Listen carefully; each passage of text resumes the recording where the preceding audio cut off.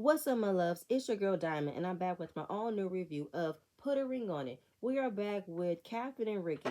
Dr. Stacy is putting the pressure on Ricky to express how he's feeling. Be honest about how you did feel away by seeing Catherine receiving a lot of attention from Marcus. But then he wants to use, I didn't get a chance to express myself growing up and blah, blah, blah. Trying to be all calm, cool, collected, but he felt the way. He just doesn't want to say it.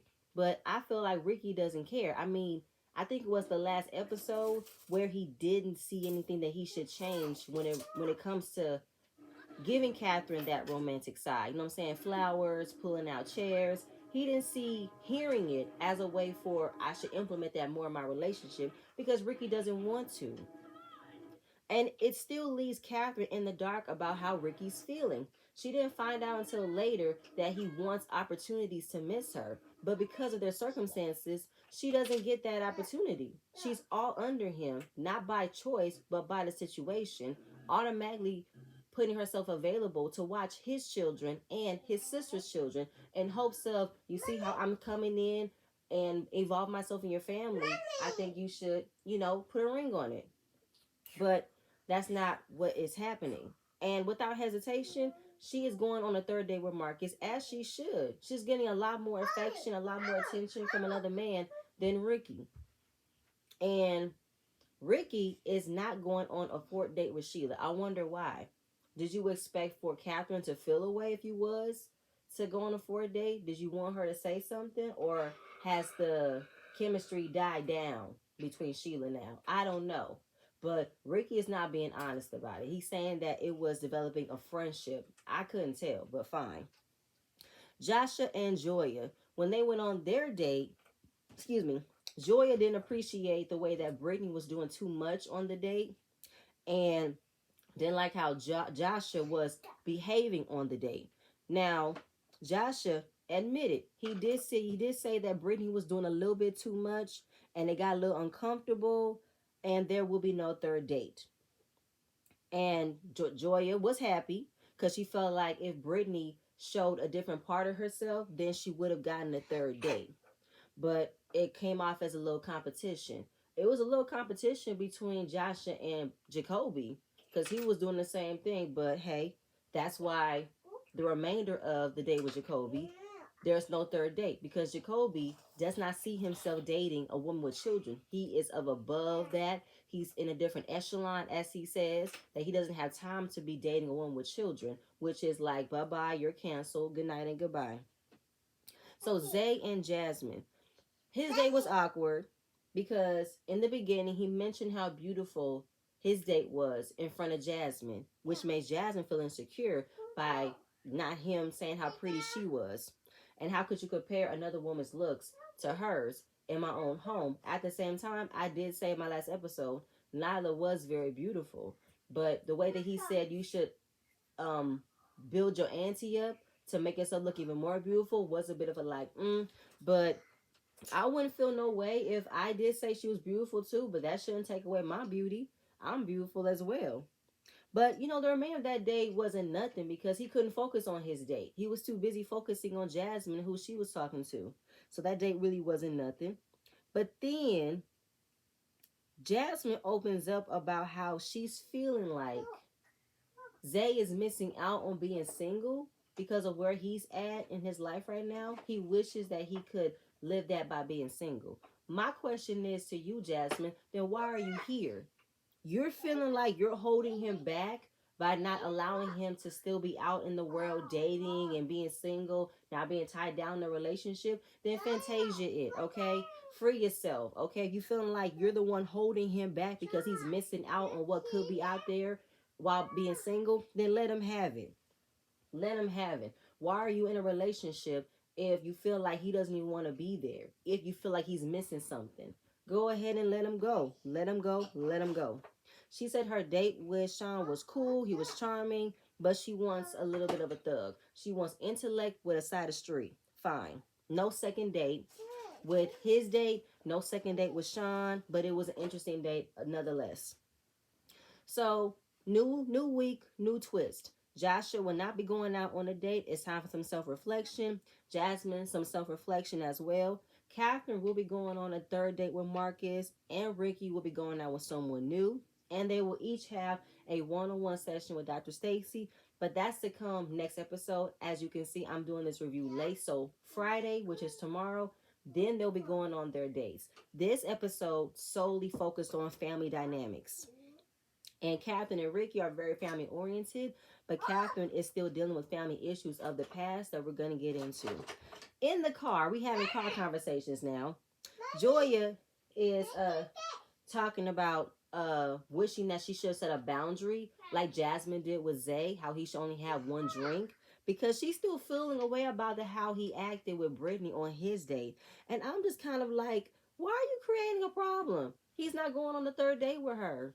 I mean, he even said it. He agreed with you. Brittany was doing too much. She was doing too much, being thirsty, being all touchy-feely. He didn't like it, so he's not going on the third date. Why are you still creating a problem by saying, how could you do that? You're supposed to be her date, not a personal trainer. Shouldn't be touching her and all this and that and the third. I'm just like, what? So he couldn't control what she should have did. He should control what he should have did.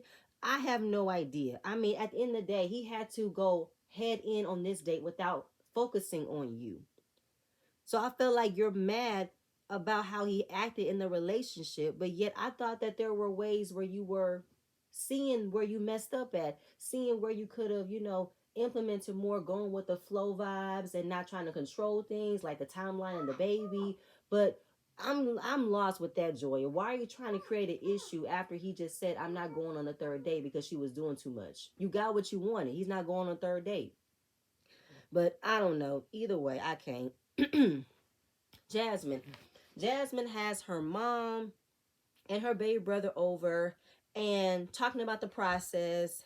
And the mom instantly said they need a relationship therapist, which is what she is.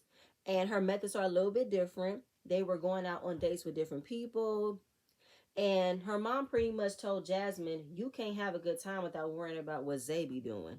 And you be controlling everything. And she's like, what?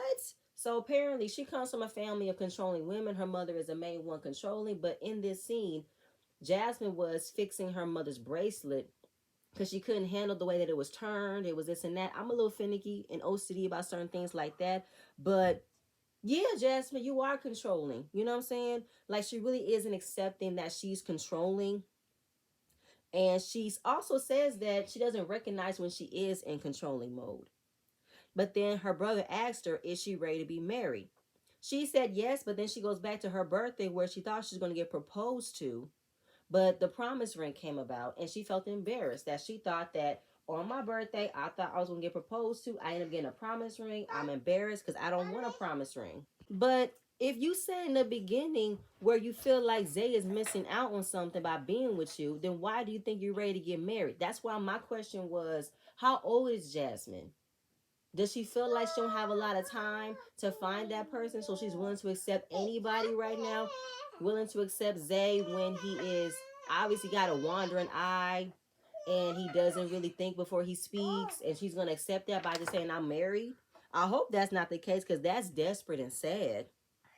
But then she's looking at how he should have proposed to her. If he needed help with proposing, should I pick the date? Should I have picked the ring? Should I have picked the way you were going to do it? Girl, no. You can't control how he wanted to propose to you. You're not supposed to do that. You're supposed to be surprised and that he is thinking about it, but not thinking about it where you're going to pick up cues. Like, don't do that. But her mom said, listen, if he doesn't recognize how valuable you are, then he's the fool. I mean, she did say she'll trust the process and there's an option to walk away or there's an option to stay together. But Jasmine, you're giving me two sides of the coins here. First, you're saying you're ready to get married, but yet you're wondering if you're even right for him because he's missing out on something. So make that make sense. Again, are you worried about you don't have a lot of time left or something? That's why I'm asking, how old is Jasmine? Anyway, Catherine. Catherine's meeting up with her grandfather. No, Catherine's meeting with her grandmother and her father. They flew out to Atlanta to visit her, and we find out that her father and her mother were teen parents. Yes, her father joined the military right after high school, and she did not meet her father until she was 14. But as she got older and she and Ricky got together, that was when she started to develop an actual relationship with her father. Now, letting him know how the process has been going, it's been therapeutic and healing. She's recognizing the issues she's been dealing with as far as her past relationships and holding Ricky accountable on certain things.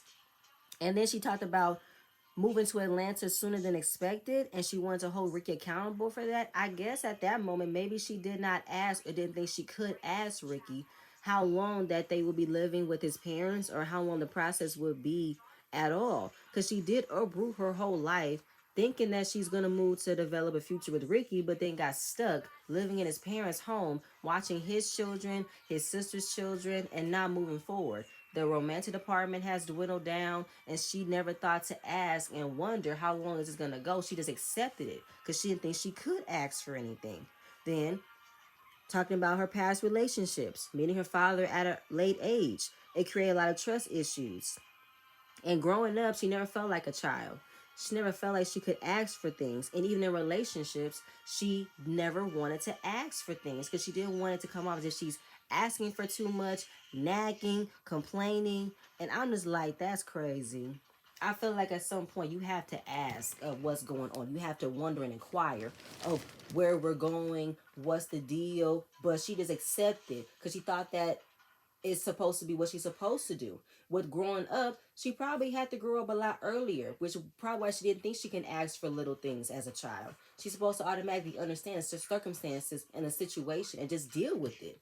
Dealing with the fact that maybe Ricky isn't ready to move on or or have his own place again. He wants to still live in his parents' home and only pay for half the bills, be half responsible, and you're supposed to just deal with it. You're not supposed to ask and inquire about when are you supposed to branch out and create your own business and have him figure out a way to have someone watch his son or connect or have another conversation with the mother of his children to talk about things and this and that.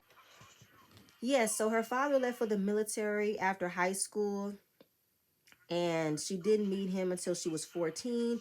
But when her and Ricky got together, that was when she started to develop an actual relationship. So just talking about the process, how it's been therapeutic, it's been healing, dealing with all the issues she's had, and holding herself accountable, holding Ricky accountable, dealing with her past relationships, and moving to Atlanta sooner than expected, and holding Ricky accountable of taking the proper steps to be married, which means Catherine didn't have a full plan when she moved out here.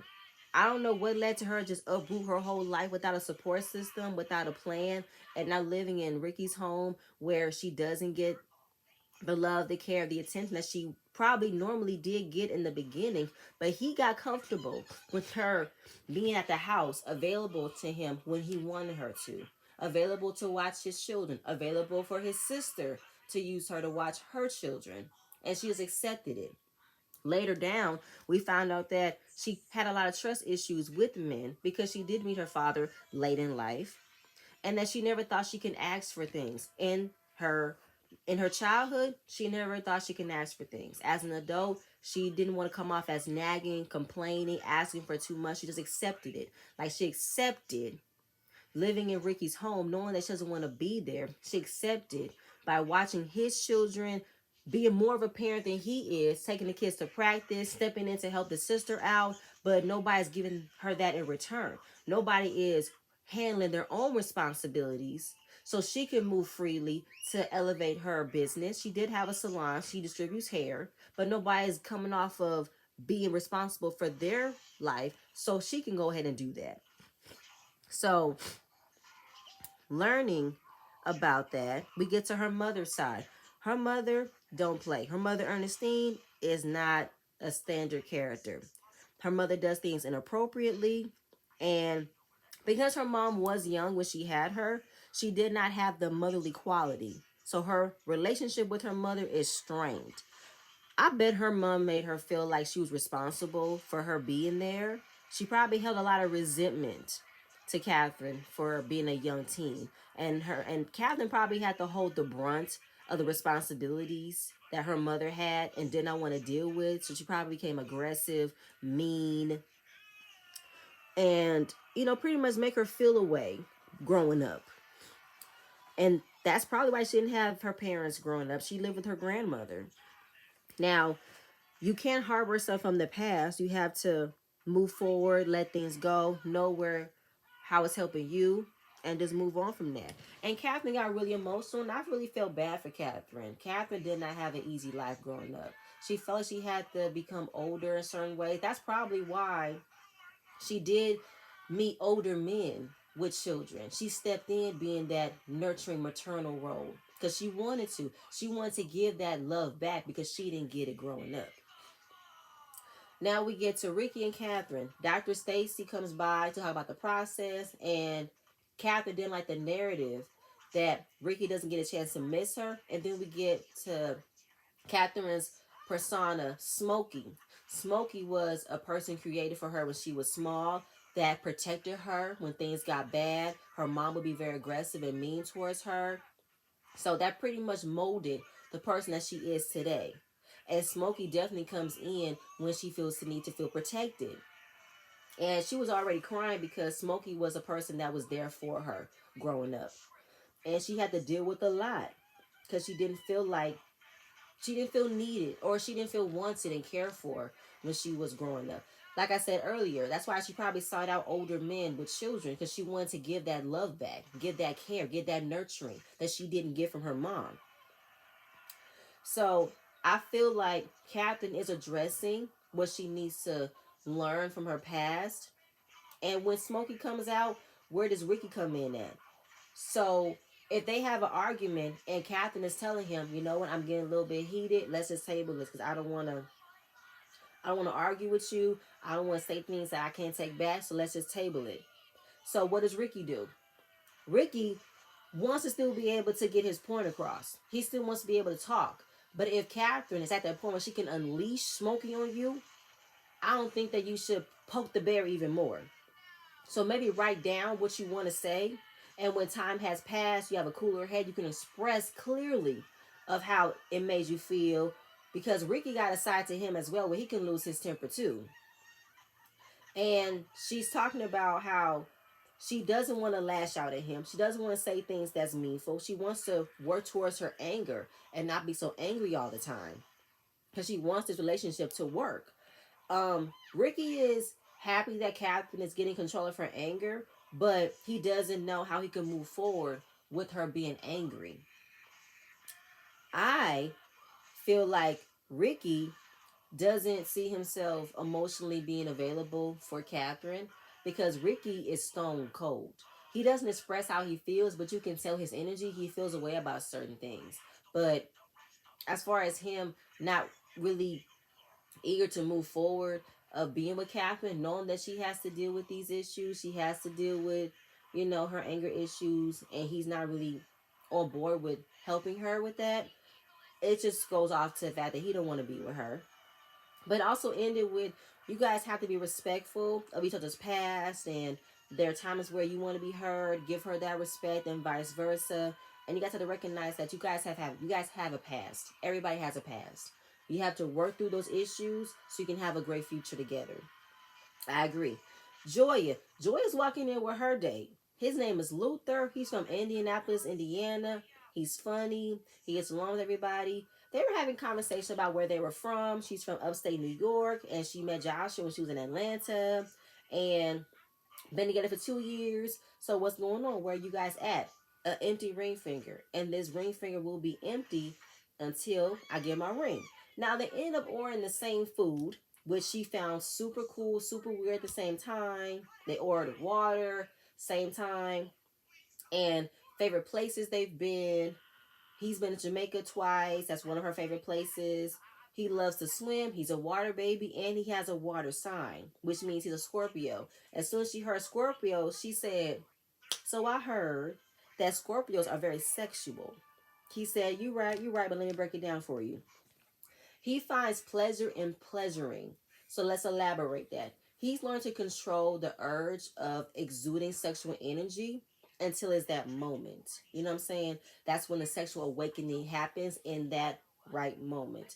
But he also says that when it comes to him being Scorpios, and Scorpios are very sexual beings, trust me, my husband is a Scorpio. So I believe it.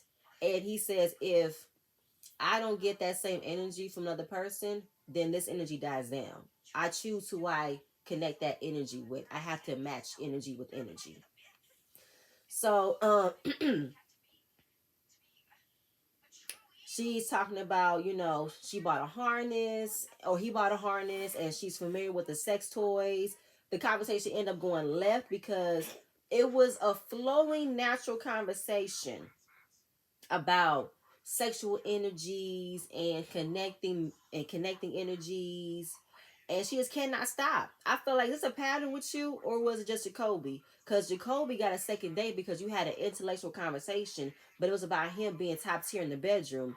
When we get to Luther, he had a different energy about him. You notice he's a Scorpio. Scorpios are very sexual beings, but he was able to elaborate on how he gives off that sexual energy, and you enjoyed that. You really did. So what was the difference? I would love to know. Maybe because Luther carried a different confidence in himself. It wasn't a bragging, obnoxious energy like Jacoby. And asking him, so does he meditate? That he does yoga? He said he paints, he writes poetry, and he loves to paint flamingos. Find out that he paints the flamingos. That's Joya's favorite bird. He's showing the picture. What a coincidence that you play flamingos and I like flamingos. That's crazy. So the date was really, really good. The energy was good. The chemistry was there. She enjoyed herself. And it was a nice day. I'm not going to lie. But I'm looking at Joy. I'm like, you got on Joshua for possibly touching Brittany inappropriately when she was in a twerking suing position. You got mad about it.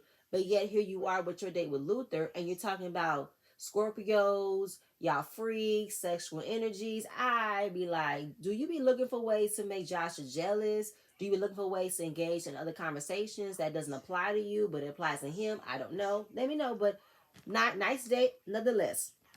So Zay, we meet his date. She's 31.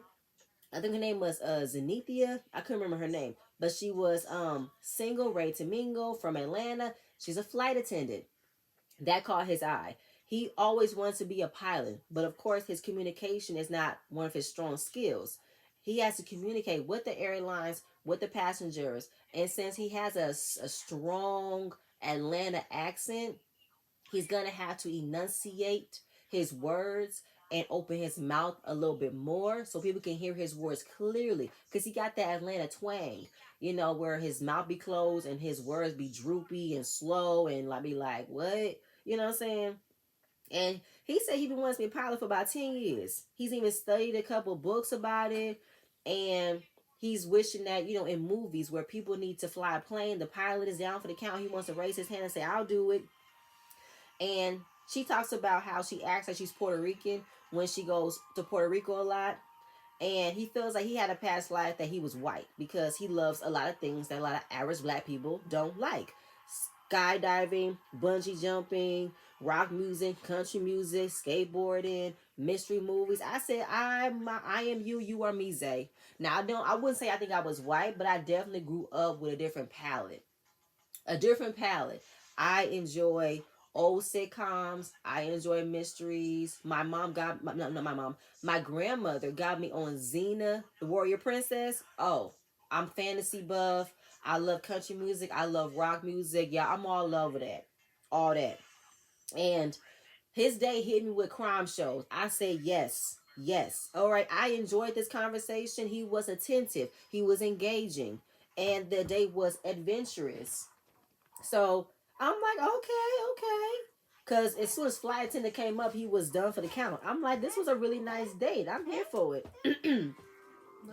So we also get Jaya. No, Jaya. What's her name? Joya. Joya is having her sister Taffy come over because her sister knows everything about her. And where is Joya right now? She wants a marriage. She wants a baby, like yesterday.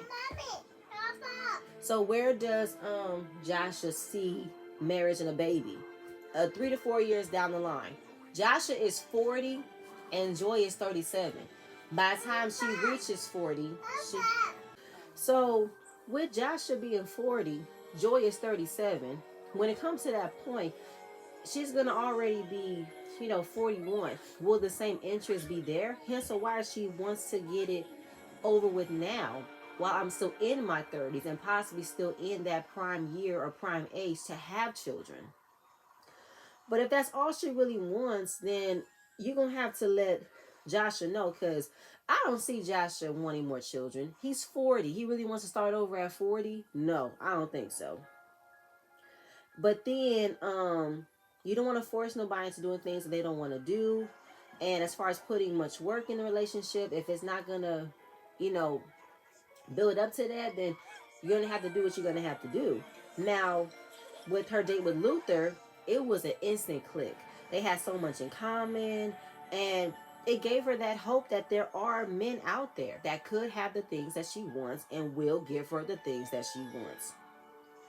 Like in this moment, she could be opening the door to see where it leads with Luther. You know what I'm saying? Building that connection.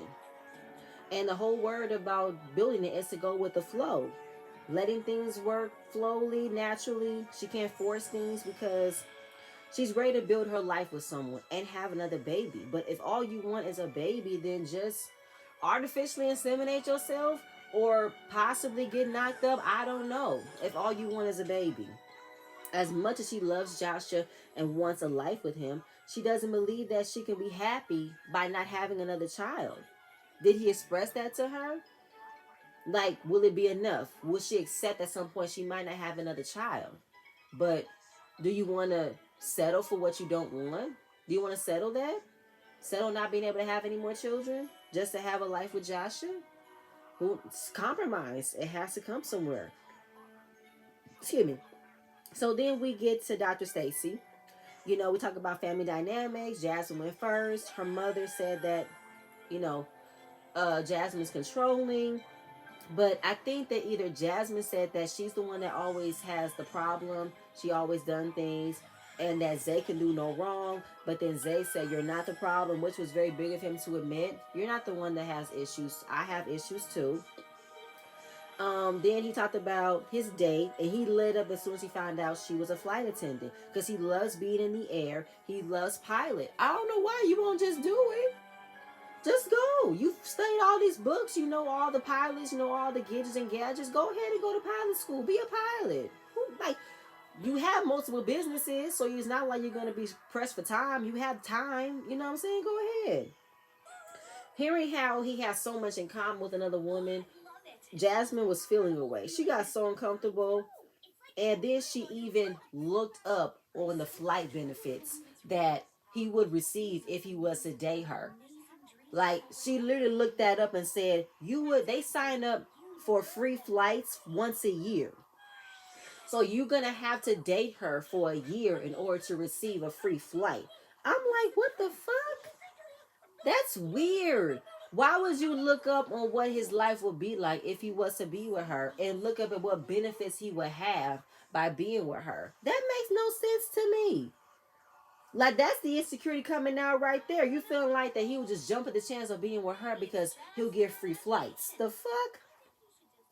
So yes, you are controlling. Googling what benefits he will receive by being with someone who's a flight attendant. Jasmine, you gotta work on that. Work on that, baby. Please work on that. I don't know why you would feel a way about that. It goes back to the beginning. You feel like he's missing out on something by being with you. Fine, Jasmine. Fine. Fine. But he will be going on a second date, which he should. It was a nice date. Catherine talking about her family kept her accountable, about her issues coming from her father, the lack of relationship they had. And Ricky had to deal with all the issues from her past.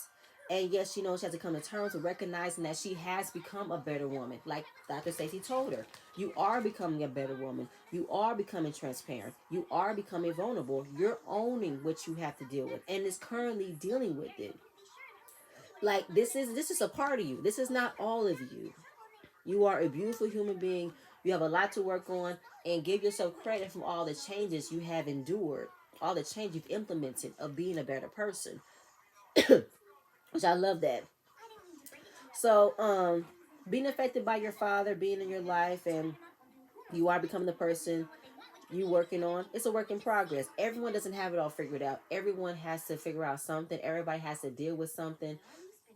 Trust and believe. I'm one of them. Okay. Joya.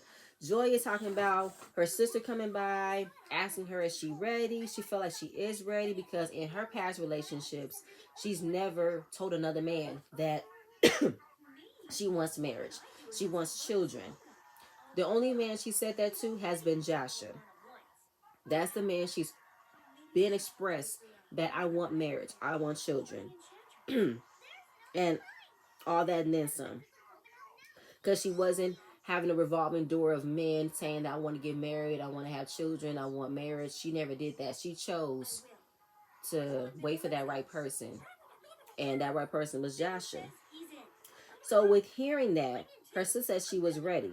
But then she had a very nice date with Luther, and everything was just like awesome. It was like, wow. Coincidentally, they ordered the same food without speaking to the same person. They talked about liking flamingos. Her favorite bird is a flamingo. He paints flamingos. And the whole time she's just expressing about how this date went, how it made her happy. You see Joshua mimicking how happy she is. Like, oh my God, it's so cute. Oh my God, it's so weird. Oh my God, it was so cool. Like, that was so weird. Like, oh my God, oh my God. And Joshua didn't give any reaction to any of her dates, but this reaction was big. It was very telling that this one date, you mimicking how happy she was to have such a coincidental moment with another man. And Dr. Stacy called him out for deflecting. You're deflecting by being funny. You're being deflecting by laughing about how much fun she had on her date. How she could possibly have a connection with Luther. Or you're now making a joke. I was like, wow, Dr. Stacy caught that. Just like how he caught out, just like how she caught Zay laughing about Jasmine's date. Yes, just like that. So Joy is like, I don't see nothing funny. Like, dude, wake up. We're here to see if we're going to get married or not. You should be making jokes about how the date went. You should be looking at how this man could step in and take your place. That's what you should do. So at this point, it's pretty much do and die. She wants to get married. She wants to have children. And if he doesn't want the same thing, she could be moving on to someone else. That could be Luther or anybody else, which is the plan. Like, come on now. Wake up. Shake it up. But y'all, that was it. That's all I have. Like, please stay tuned for the next video, and I'm going to see you guys later. Bye.